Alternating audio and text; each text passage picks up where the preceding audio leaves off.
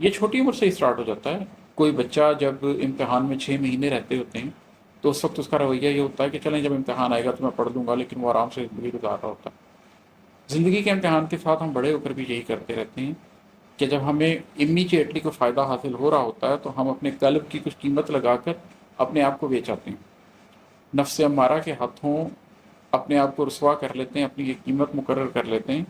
اور آخرت کو پھر ادھارا کر لیتے ہیں کہ میں آنے والے ماہ و سال میں آنے والے وقتوں میں کوئی نیکی کر لوں گا، ابھی بہت وقت پڑا ہے، ابھی بہت دور ہے، ابھی فرق نہیں پڑتا. اور ہم آخرت کو ادھارا کرتے جاتے ہیں کرتے جاتے ہیں کرتے جاتے ہیں، حتیٰ کہ ہم قبریں دیکھ لیتے ہیں اور پھر واپسی کا کوئی راستہ نہیں ہوتا. پھر ہمیں احساس ہوتا ہے کہ ہم نے بہت دیر کر دی اور کوئی عمل پیش ہی نہیں کر سکے. اور ہے کہ جہاں قیمت ادا کرنی پڑی رسی چھڑا ڈالی، جہاں قیمت ادا کرنی پڑی رسی چھڑا ڈالی، جہاں پر نفس مانا استخارہ کر لیا تم نے. میں یہ جو استخارے کا موضوع ہے اس پہ پھر کبھی تفصیلی بات بھی کریں گے، لیکن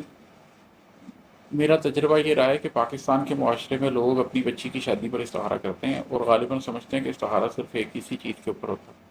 اور اس پر بھی اگر ان کی مرضی کا استخارہ آ جائے تو سنبھال لیتے ہیں، اور اگر نا مرضی کا استخارہ آئے تو اس سے رستے پہ رسی چھڑا لیتے ہیں. اور وہ لوگ جو اپنی زندگی میں استخارے کو اس طرح کرتے ہیں جس طرح نبی کریم صلی اللہ علیہ وسلم نے سکھایا تھا، کہ قرآن کی آیات کی طرح سکھاتے تھے استخارہ کرنا، اور وہ لوگ جو دن رات استخارہ کرتے ہیں اور اپنا ہر فیصلہ اللہ کی مرضی سے کرتے ہیں،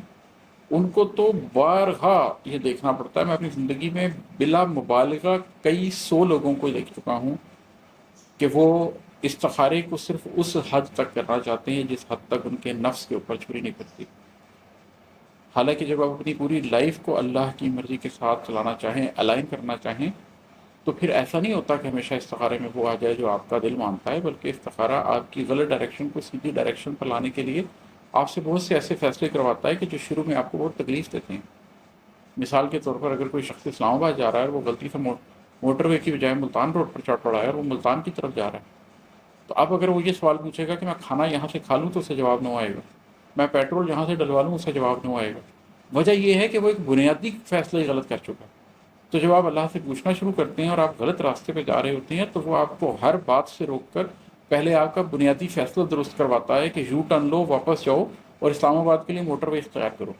اس کے بعد تم کھانے کا پوچھو گے، اس کے بعد تم پوچھو کہ پانی کہاں سے پیوں، اس کے بعد تم پوچھو کہ پیٹرول کہاں سے ڈلواؤں، تو جواب ٹھیک آئے گا. اس سے پہلے تمہیں اشارے دیے جائیں گے کہ رک جاؤ، پلٹ جاؤ، اپنی زندگی کی منزل کا تعین کر لو. مگر یہ بہت سے لوگ کرنا نہیں چاہتے ہیں.